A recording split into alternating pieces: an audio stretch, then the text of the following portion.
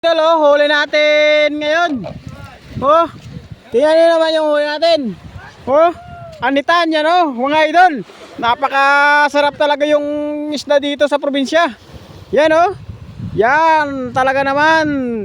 Anitan ang tawag sa isla namin dito. Talaga namang napakasulit dito. Yan idol, napakalaki pa. Yan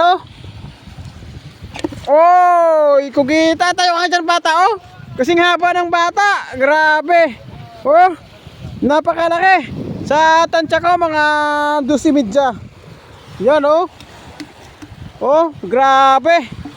Napakalaki ang kugita. Oh, grabe naman to, sulit.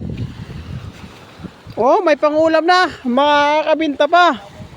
Basta masipag lang talaga dito sa Islao, napakalaki. Nasa mahigit 2 kilo to. Yan. Oh, sigurado na naman ang pangulam.